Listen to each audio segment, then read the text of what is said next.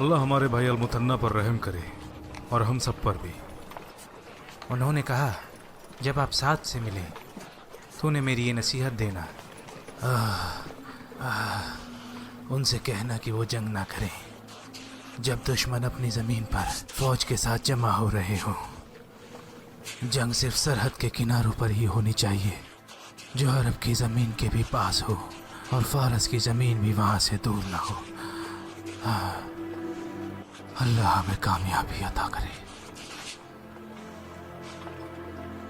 अगर अल्लाह मुसलमानों को फतेह देता है तो फारस भी मुसलमानों की मिल्कियत में शामिल हो जाएगा, और अगर ऐसा ना हुआ तो वापस आकर अपने गिरोह में शामिल हो जाएंगे और उन्हें रास्तों का सही से पता होगा, और एक बार फिर से इकट्ठे होकर वो जंग के लिए तैयार हो जाएंगे। अमीरुल मोमिनीन ने भी मुझे कुछ ऐसी ही नसीहत दी थी। हम जल्द ही अल-कादिसिया में होंगे इंशाअल्लाह।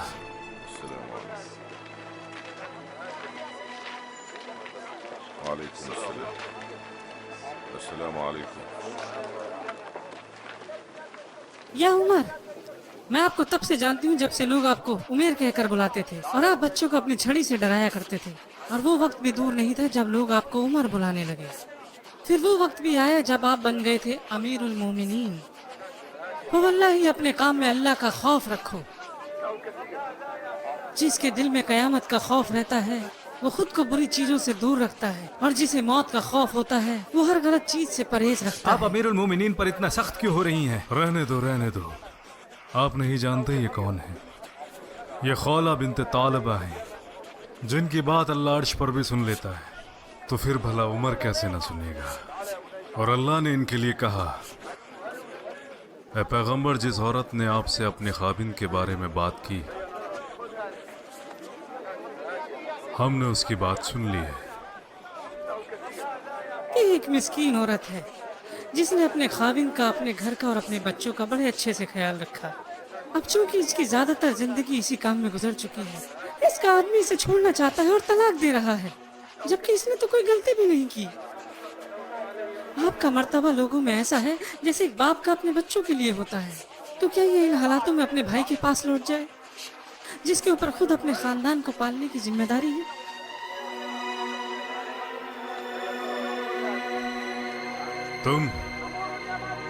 मैंने सुना है तुम अपनी बीवी से अलहदा होना चाहते हो और उसे तलाक देने की बात कर रहे हो, जबकि सब उसके अच्छे अखलाक और तकवा की गवाही देते हैं। क्या उन्होंने कभी तुमसे कोई बगावत की है, या फिर तुम्हें उसके किरदार के बारे में कोई शिकायत है जिसकी वजह से तुम तलाक देना चाहते हो? ना वल्लाही, मैं आपसे सच बात ही कहूँगा, वो अच्छे अखलाक वाली है अमीरुल मोमिनीन, जैसा आपने फरमाया, लेकिन अब मुझे उससे मोहब्बत नहीं। क्या सारे घरों की बुनियाद अब सिर्फ मोहब्बत है? तो फिर तुम्हारी हमदर्दी और नरम दिली का क्या? क्या पहली बार शादी करने के लिए किसी ने तुमसे जबरदस्ती की थी? देखो भाई, जब हम शादी करते हैं तो अपनी बीवी से एक मजबूत रिश्ता कायम करते हैं। वो औरत जो शदीद तकलीफ के बाद हमारे बच्चों का भी ख्याल रखती है, जो पाल पोस कर उन्हें बड़ा करती है और बीमार होने पर उनकी तीमारदारी करती है, हत्ता कि अपनी जवानी और सेहत को भी भूल जाती है। तो ये कौन सा इंसाफ है कि अगर तो उसका शौहर उसे छोड़ने का मन बना ले, तो क्या हो कि अगर वो भी अपने आप को संवारने और खूबसूरत बनाने में अपने घर और बच्चों से गाफिल हो जाए, तो सबसे पहले उसका खाविंद ही सामने आएगा और कहेगा, क्या ही बदतरीन औरत है जो ना अपने घर का ख्याल करती है ना बच्चों का। तो कहाँ जाएगी वो? तब तुम्हारी ईमानदारी और वफादारी का क्या? औरतों से बुरा सलूक करने से पहले अपने अल्लाह से डरो।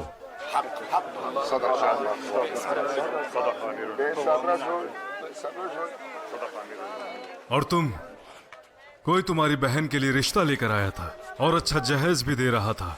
वो इंसान अच्छे किरदार, अखलाक और रसूख वाला था, और मैंने सुना है तुम्हारी बहन भी इस पर राजी थी। तो भला तुमने इनकार क्यों किया? या अमीरुल मोमिनीन, वो इंसान हमारी बराबरी का नहीं। हम तो कुरैश से हैं, माशरे में हमारी ऊंची हैसियत है। वो इंसान हमारी बराबरी का नहीं। उसका अच्छा मकाम है दुनिया और आखिरत में। दुनिया के लिए उसके अमाल हैं और आखिरत के लिए उसका तकवा है। इस शादी को कबूल करो, इस शादी को कबूल करो, क्योंकि तुम्हारी बहन की भी यही पसंद है। हम सब आदम की औलाद हैं और आदम को मिट्टी से बनाया गया है। बेहतर किरदार का पैमाना है तकवा। जरा रुको। कुरैश की बात की तो मुझे कुछ बात याद आ गई है। जो कोई भी कुरैश से है वो मेरी बात सुने और दूसरों को भी ये बात बताए। मुझे पता चला है तुम लोगों ने अपने गिरोह बनाए हैं, उन लोगों के साथ जो तुम्हारे रिश्तेदार और दोस्त हैं। फिर लोग कहेंगे कि ये फला गिरोह उसका है और फला गिरोह उसका, और ये उसका दोस्त है और उसका रिश्तेदार, और हर कोई अपने गिरोह के साथ रहना चाहता है। मुझे डर है कि अगर ये सिलसिला जारी रहा तो इससे लोग मुख्तलिफ फिरकों और हिस्सों में तकसीम होकर रह जाएंगे, और जो कुछ भी उनके पास है वो उसी में खुश हैं।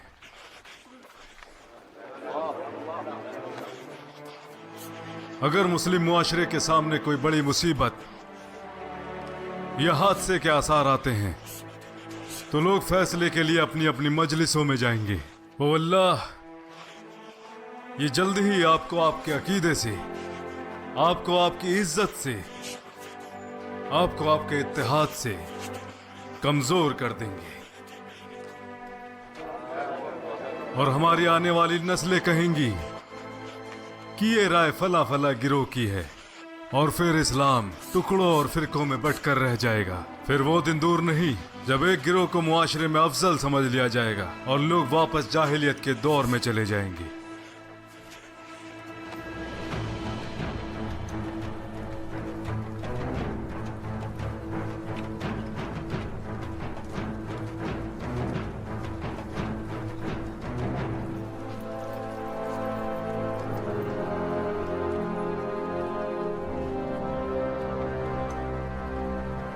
जहां तक टांग की बात है, आपकी नसों में बीमारी है, और जहां तक ये सुर्खदानों की बात है, इनका मुझे इल्म नहीं। हो सकता है यहाँ की आबो हवा आपको रास ना आई हो। वजह जरूरी नहीं, बस मुझे इसका इलाज चाहिए। दुश्मन इतने करीब आ चुके हैं और मैं इन हालातों में हूं, ना तो मैं चल सकता हूं और ना दूसरी तरफ मुड़ सकता हूं, और ना मैं सवारी कर सकता हूं। मुझसे जो बन पड़ा मैंने किया, लेकिन ईमानदारी से कहूं तो मेरे पास इसका कोई इलाज नहीं, और अगर होता भी तो रातों रात मैं आपको ठीक नहीं कर सकता था।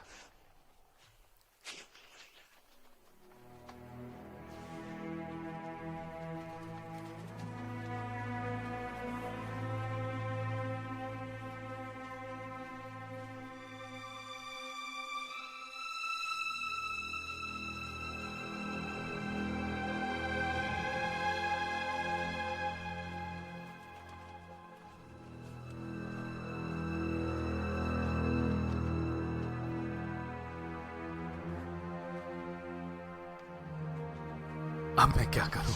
मैं कैसे दुश्मनों का सामना करूंगा? बेहतर होगा आप महल में ही रुके और सिपाहियों में से अपने लिए किसी को चुन ले। आप यहाँ से हुक्म करेंगे और वो वहां से हुक्म की तकलीफ करेगा। और अगर जंग शुरू हो गई तब भी अलकदीसिया का रास्ता इस महल और दरिया से होकर जाता है। जब जंग शुरू होगी तब आप बाहर से खड़े होकर लोगों को देख सकते हैं, और यही करें। आप कारिंदे के हाथों अपनी हिदायत लोगों तक भेज दें ताकि फौज को पैगाम मिल जाए। लेकिन मैं खुद तो नहीं लड़ पाऊंगा ना। उससे क्या फर्क पड़ेगा जब आप सिपह सलार हैं। सिपह सलार का असली काम जंग के हालातों का जायजा लेना है। ला हौल वला कुव्वत इल्ला बिल्लाह, ला हौल वला कुव्वत इल्ला बिल्लाह। मैं दुआ करूंगी आप ठीक हो जाएंगे। सलमा, तुम यहाँ महफूज नहीं हो, जंग शुरू ही होने वाली है। मेरी बात मानो, तुम औरतों के खेमे में चली जाओ और उनके साथ ही रहना। वल्लाही मैं ऐसा नहीं करूंगी। अगर कुछ फारसी हमें ढूंढने यहाँ आए तो मैं आखिरी सांस तक उनसे लड़ूंगी। अल्लाह आपको जल्दी शिफा अता फरमाए सैयदी। अंदर आ जाओ अलखंसा। आप क्यों खेमे से बाहर आ गई? अपने बेटे को देखने आई हूँ।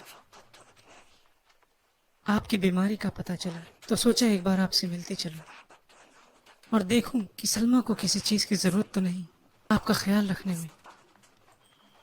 अल्लाह आपको खुश रखे। आप मेरे लिए दुआ करना खंजा।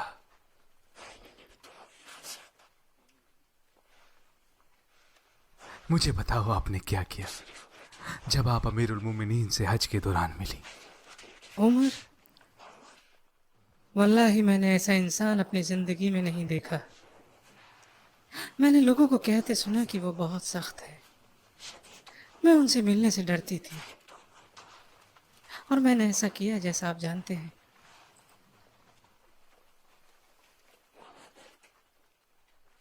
जाहिलियत के पुराने दिनों में मैंने कसम खाई थी कि मैं अपने भाई सखर का मातम नहीं मनाऊंगी, और इस्लाम में भी मैंने ये चलन जारी रखा।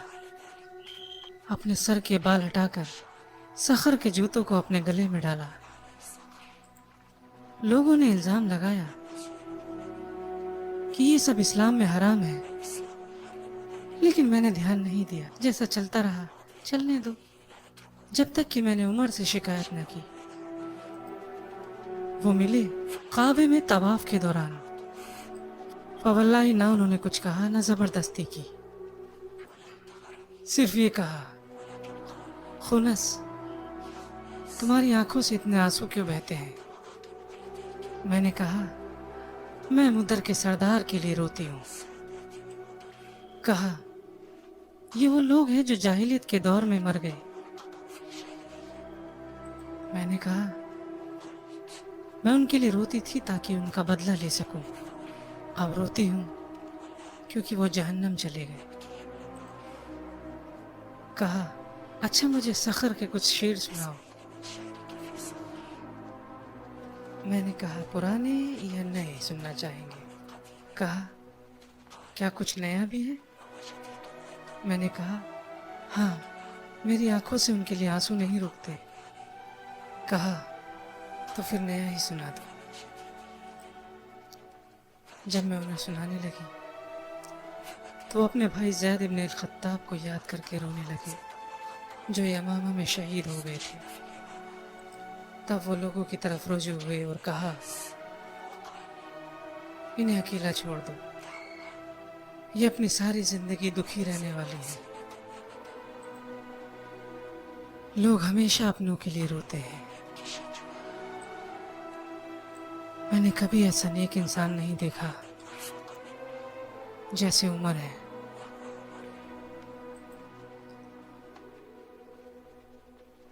तो क्या आपने जाहिलियत के दिनों को याद करना छोड़ दिया? हाँ, वो बाद में उम्मुल मोमिनीन आयशा से मिलने के बाद उन्होंने मुझे समझाया और कहा, मैंने रसूलुल्लाह को खो दिया सल्लल्लाहु अलैहि वसल्लम, जो लोगों में सबसे आला थे। लेकिन मैंने उतना ही मातम मनाया जिसकी इजाजत इस्लाम देता है। मुझे सुनकर बहुत अच्छा लगा। इससे मेरा थोड़ा बहुत दर्द कम हो गया।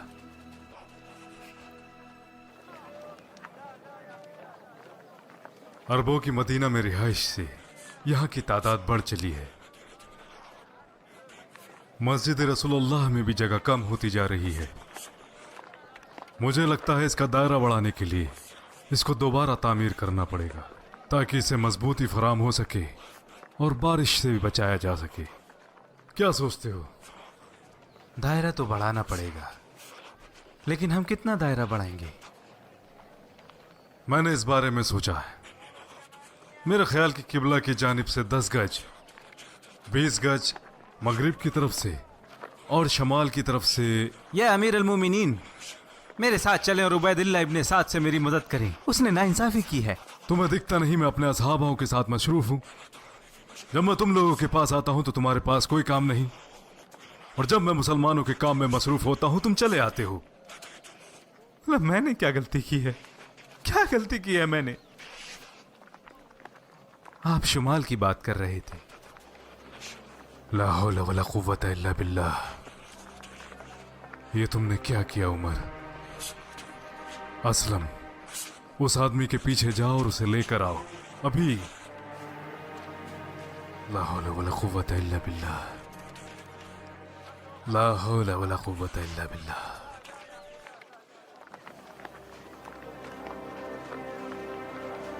अरे सुनो भाई, चलो, अमीरुल मोमिनीन ने आपको बुलाया है।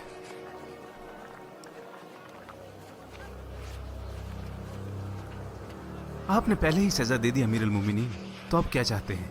ये छड़ी लो और मारो मुझे जैसे मैंने तुम्हें मारा था। जैसा कहा है वैसा करो, वरना मेरे इस गुनाह की जवाबदेही अल्लाह के सामने होगी।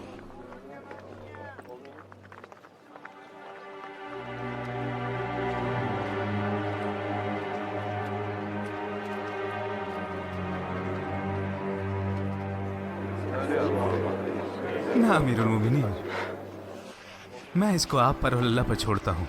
ऐसे नहीं, या तो आप इसे अल्लाह पर छोड़ दें उनका सवाब हासिल करने के लिए, या मुझे वापस कर दें जैसा कि मैंने किया। मैं इसे अल्लाह पर छोड़ता हूँ, आपको माफ किया।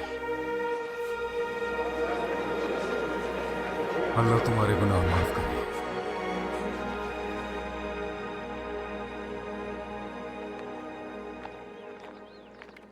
इब्न अल खत्ताब, तुम एक अच्छे इंसान थे और अल्लाह ने तुम्हें मुकाम दिया। तबाह होने वाले थे, अल्लाह ने तुम्हें रास्ता दिखाया। सताए गए मगर अल्लाह ने तुम्हें ताकत दी। उसने मुआशरे पर तुम्हें रहनुमाई दी। फिर एक इंसान शिकायत लेकर आया और तुमने उसे मारा। अल्लाह को क्या जवाब दोगे जब वो पूछेगा? ऐ मेरे रब, उमर तबाह हो जाएगा अगर तूने माफ ना किया। बस करें उमर, उस इंसान के साथ आप अच्छे से पेश आए और उसने आपको माफ भी कर दिया। अल्लाह आपको और उसे माफ करे। लेकिन मैंने खुद को माफ नहीं किया। मैं तब तक नरम था जब तक ये नहीं कहा गया कि उमर सख्त ना होंगे, और मैं तब तक सख्त हूं जब तक ये ना कहा जाए कि उमर अब नरम ना होंगे। मैं क्या कर सकता हूं?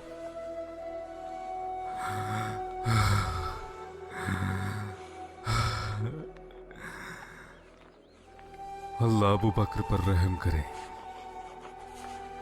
अल्लाह अबू बकर पर रहम करे। मैं पहले ही ठीक था। अल्लाह, मैं यहां से पाक और साफ दामन निकलूं, ना कुछ मेरे खिलाफ हो और ना हक में।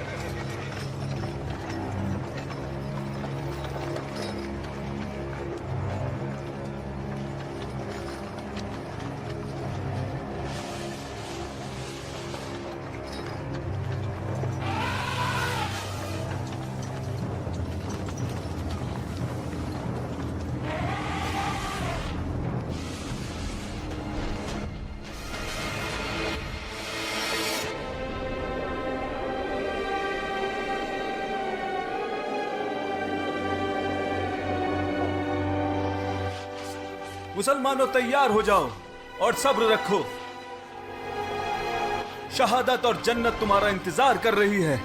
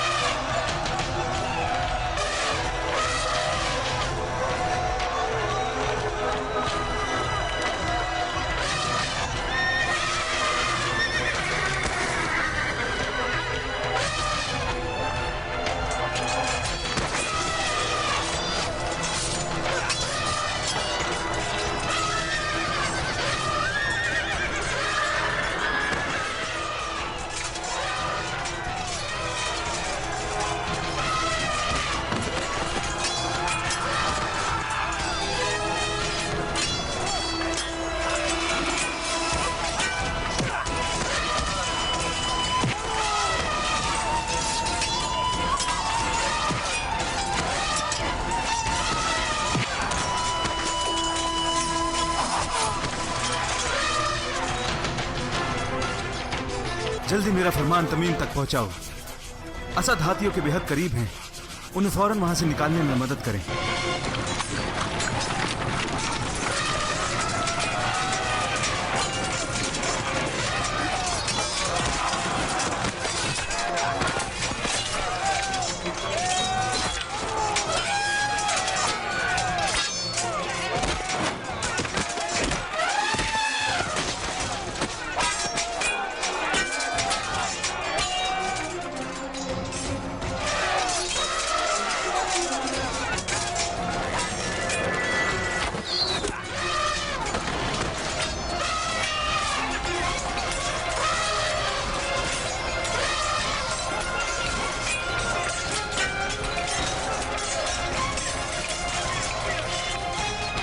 तुम कितने बहादुर हुए तमीम, और तुम कितने जाबाज हुए असद।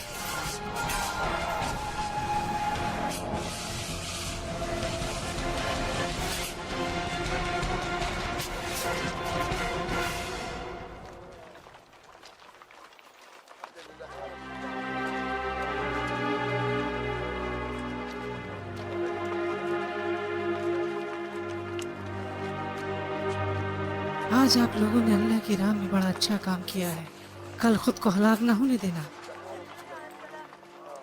जब तुम लोग कल की सुबह देखो तो अपने दुश्मनों का अच्छे से जायजा करना और अल्लाह से मदद मांगना दुश्मनों के खिलाफ।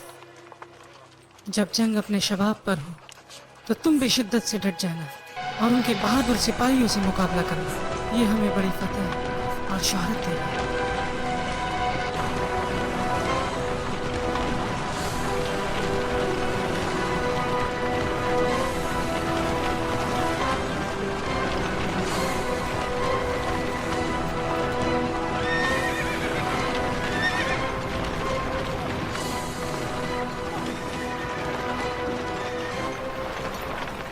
या महशरल मुस्लिमीन, हम अपने भाइयों के पास कादिसिया पहुंचने ही वाले हैं। बेहतर होगा हम एक साथ उनसे आकर न जुड़ें, बल्कि खुद को 10 टुकड़ों में बांटकर हर टुकड़ी में 100 आदमी,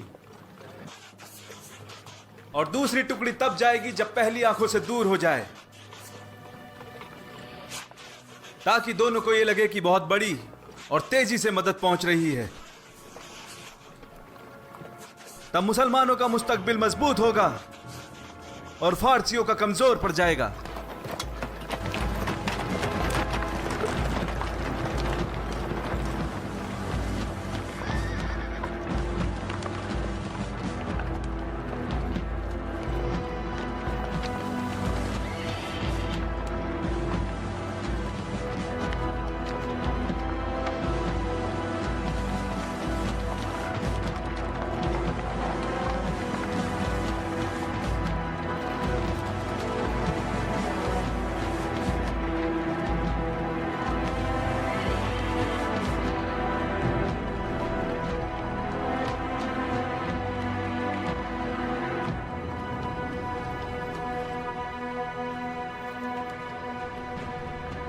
इनके हाथी कहाँ चले गए? शायद उन पर हौदा लगाने के लिए ले गए हैं। उनके बिना हाथियों का कोई काम नहीं। अल्हम्दुलिल्लाह, अल्हम्दुलिल्लाह।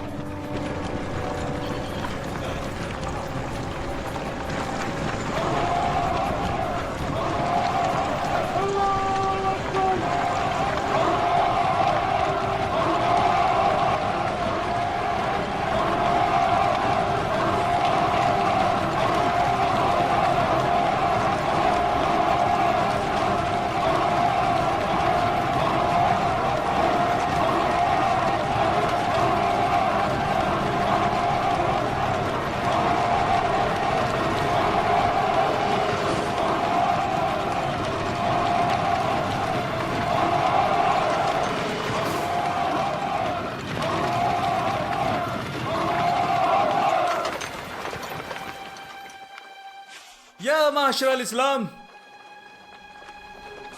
मैं तुम्हारा भाई अलकाका इब्ने अम्र तमीमी से हूं। सब्र और रिजाल रखें, शाम से भारी तादाद में मदद पहुंचने ही वाली है। हम तो महज पहली ही टुकड़ी हैं। हमारे पीछे हजारों लोग हैं हिशाम इब्ने उतबा के साथ।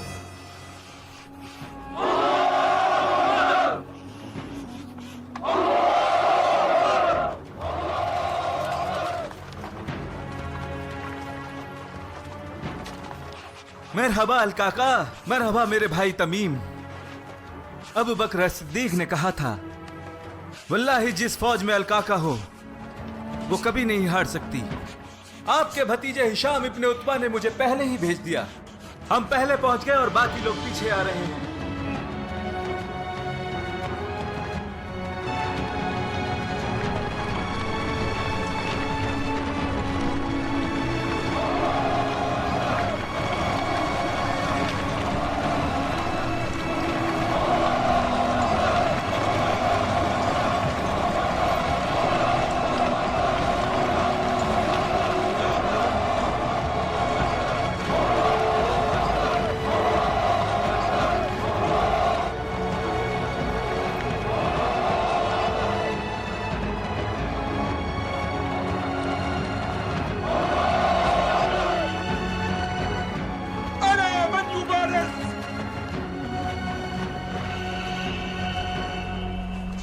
कौन है जो मुकाबला करेगा?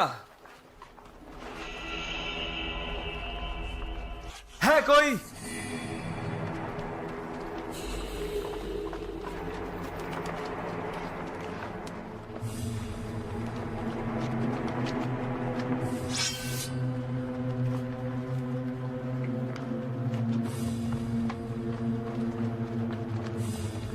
क्या नाम है? मैं बामान जताविया हूं। अबू उबैद और उसके साथियों को पुल पर मारने के लिए बदला लूंगा।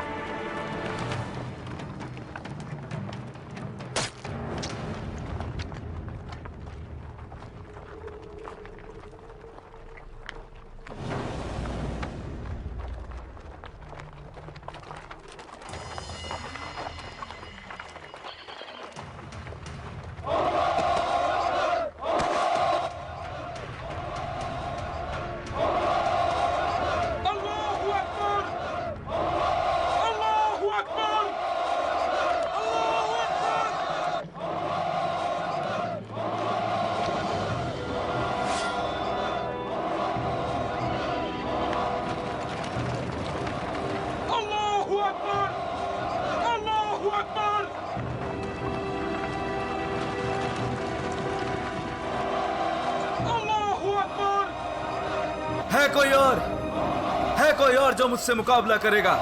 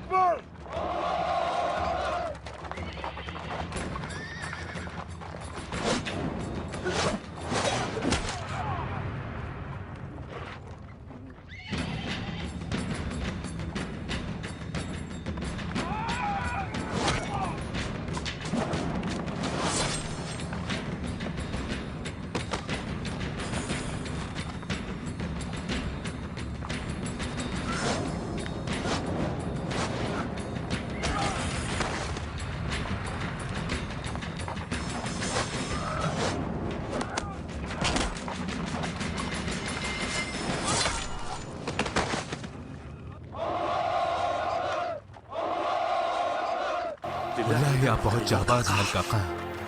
उनके 2 सिपाही सालार मारे गए और तीसरा भी।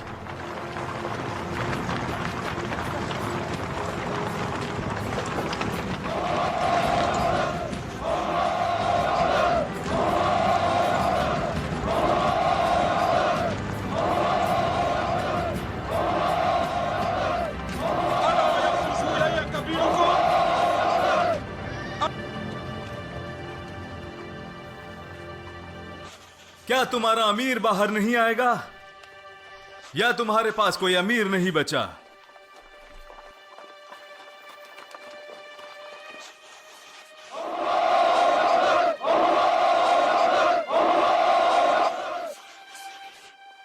या माशरल मुस्लिमीन, तलवार लेकर आगे बढ़ो, मंजिल बस करीब है।